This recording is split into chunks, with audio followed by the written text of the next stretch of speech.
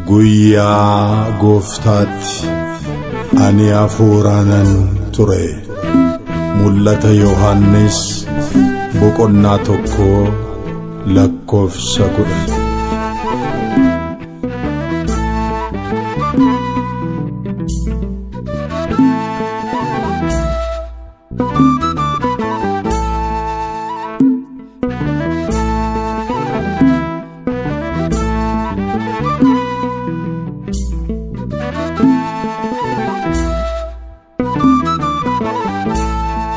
Gaafa dhiphuusaana miti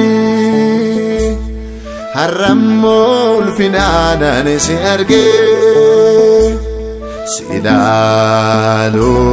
dadhabeen du'uudhaafan walgee ayyaana kee eenyu si ilaalaa Nike jecha korra chala ulfina eenyu si ilaala guddinni kee jecha korra chala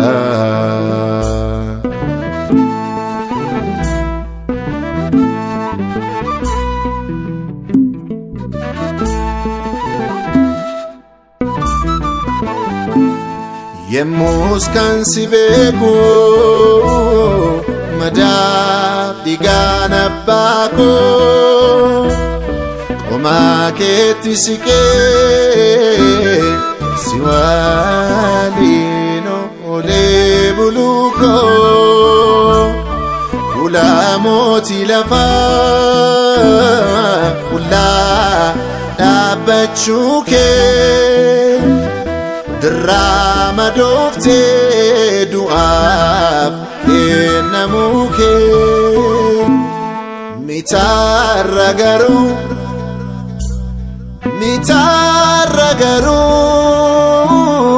kan jaaluudhaan si argee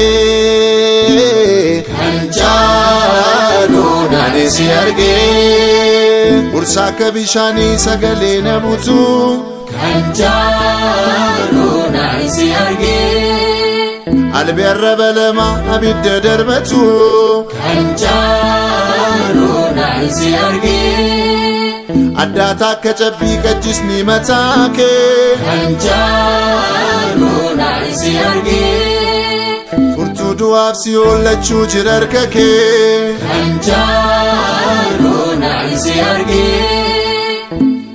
Si ilaaluu dadhabeen du'uudhaafan walgee ayyaana kee eenyu si ilaalaa guddinni kee jecha korra caalaa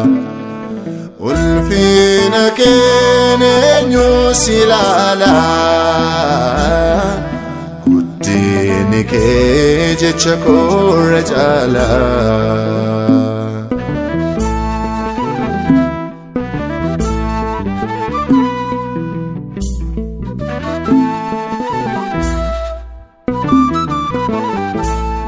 Deebuutiin wargamte yemmoo dhugdu addooftu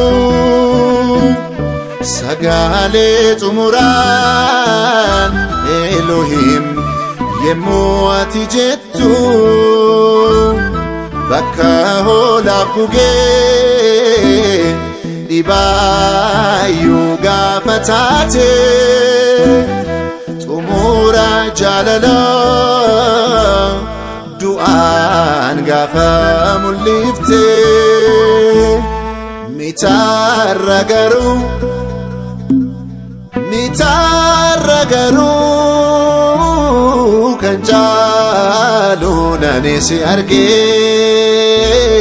kan jaaluudhaan si argee baattuu ibsaa warqee gidduu kan dhaabbatu kan jaaluudhaan si argee iyyoo ija biddaa calaqqee darbattu kan jaaluudhaan si argee urjiilee gurguddoos quba kee lakkaa'e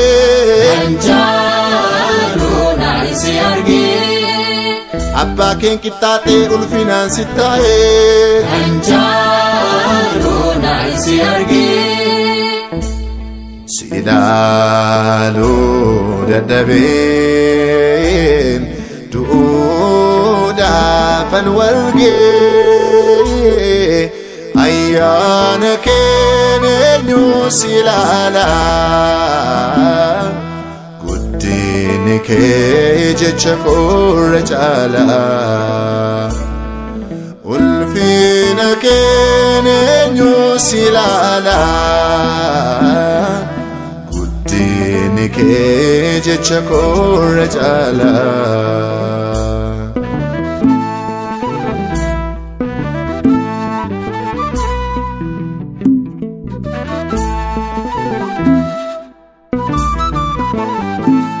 Leebotiin wargamtee yemmuu dhugdu addooftu sagaalee xumuraan Elohim gaafa jettu bakka hoolaaf gugee dhibaayyuu gaafa taate Drama dofte du'a kana bararte mitarra garu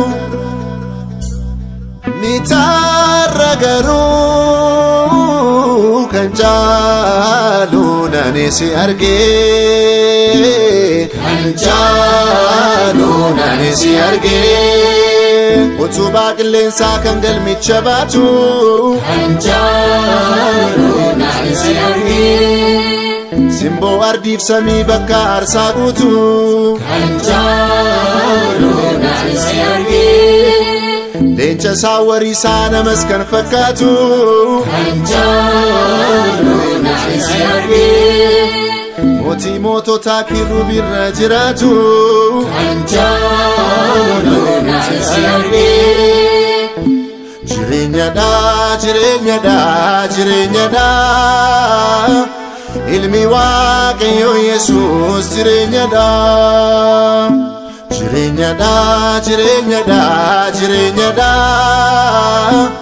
ilmi waaqayyo Yesuus jireenyadha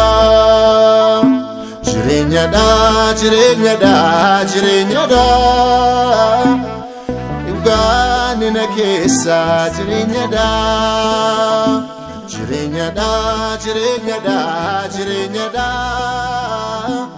ilmi waaqayyo Yesuus jireenyadha